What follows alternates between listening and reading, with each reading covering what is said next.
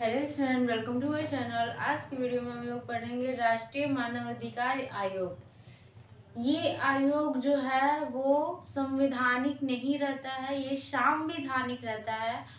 और ये जो इसमें पहले हमारा अभी पढ़ रहे हैं हम लोग राष्ट्रीय मानवाधिकार, फिर उससे पढ़ेंगे हम लोग नेक्स्ट टॉपिक पर राज्य मानवाधिकार। इसी तरह हम लोग आगे भी और हमारे मानवाधिकार है जो कि बाल संरक्षण पे भी आ गया, महिला संरक्षण पे भी आ गया, और भी आगे हैं, तो उन सभी को आगे पढ़ेंगे। तो पहले इसे जान लेते हैं। जो राष्ट्रीय मानवाधिकार है वो एक सांविधिक निकाय है, ये संवैधानिक नहीं है।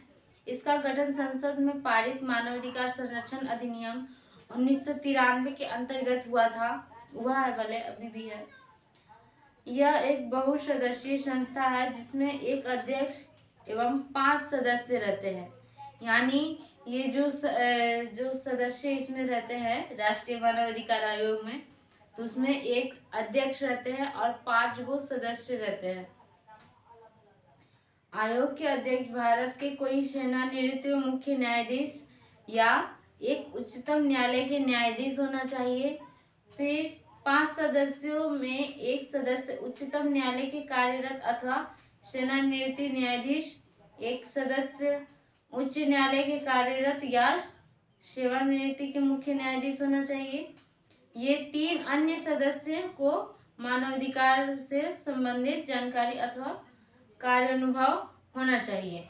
यानी 3 लोग हैं। पहले तो इसमें 5 सदस्यों का नाम दिया है, तो पहले बता दूं तो जो एक सदस्य अध्यक्ष, तो वो तो किसी सेवानिवृत्ति से होना चाहिए या उच्चतम न्यायालय के होना चाहिए।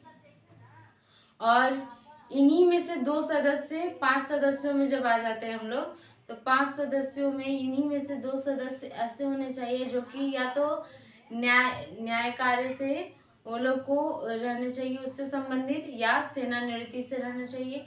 और जो 3 सदस्य और हमारे आ जाएंगे, उनको ये अनुभव रहना चाहिए कि इसमें किस प्रकार से कैसे कार्य किए जाते हैं। तो उस तरह से इसमें दिया गया है 5 सदस्यों के।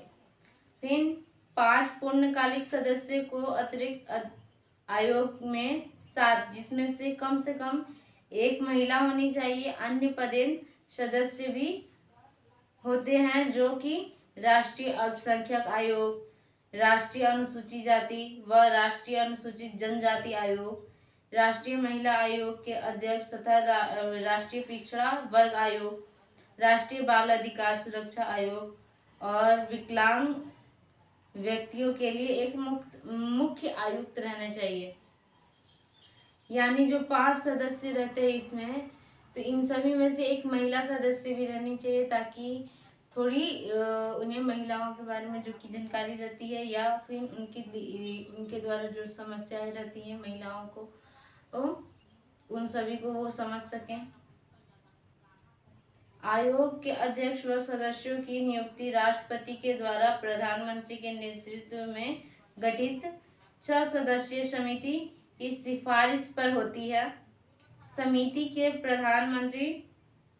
में प्रधानमंत्री, लोकसभा के अध्यक्ष, राज्यसभा के उपसभापति, संसद के दोनों सदनों के मुख्य विपक्षी दल के नेता व केंद्रीय गृह मंत्री हैं। इसके अतिरिक्त भारत में मुख्य न्यायाधीशों की सलाह पर उच्चतम न्यायालय के किसी न्यायाधीश अथवा उच्च न्यायालय के किसी मुख्य न्यायाधीश की भी नियुक्ति की जा सकती है। आयोग के अध्यक्ष व सदस्यों के कार्यकाल 3 वर्ष अथवा जब उनकी उम्र 70 वर्ष की हो जाए, जो भी पहले से हो सकता है, फिर यह पुनः नियुक्त के पात्र होते हैं। अपने कार्यकाल के पश्चात आयोग के अध्यक्ष व सदस्य केंद्र के सरकार अथवा राज्य सरकारों में किसी भी पद पर योग्य नहीं होते हैं।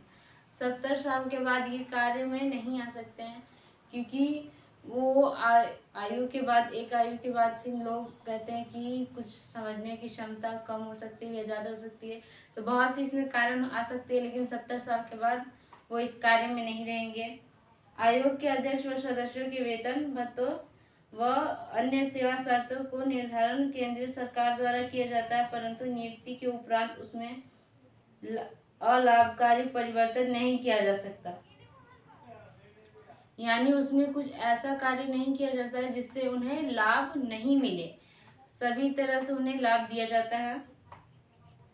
राष्ट्रपति अध्यक्ष और वह सदस्यों की उनके पद की किसी भी समय की निम्न परिस्थितियों में हटा सकते जाते हैं। पहले जैसे मतलब उस समय किसी भी परिस्थिति, अगर कुछ वैसा परिस्थिति आ जाता है जिसके कारण उन्हें हटना पड़ता है या हटा दिया जाता है, तो वो है पहला तो यदि वह दिवालिया हो जाए या यदि वह अपने कार्यकाल के दौरान अपने कार्य क्षेत्र से बाहर से किसी प्रदत्त रोजगार में संलिप्त हो जाता है, या यदि वह मानसिक व शारीरिक कारणों के कार्य से असमर्थ हो जाए, ये सब कार्य रहते। और है यदि वह न्यायालय द्वारा किसी भी अपराध या दोषी व सजाया माफा हो या उसे सक्षम न्यायालय मानसिक रूप से अस्वरूप घोषित कर दे, यानी उसका जो मतलब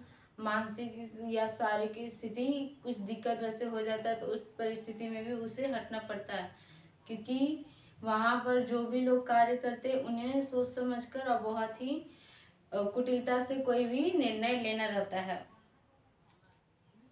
तो अब हम लोग जानेंगे इसके कुछ प्रमुख कार्यों के बारे में नेक्स्ट वीडियो में। तब तक के लिए थैंक यू, मिलते हैं नेक्स्ट वीडियो में इसी टॉपिक पर।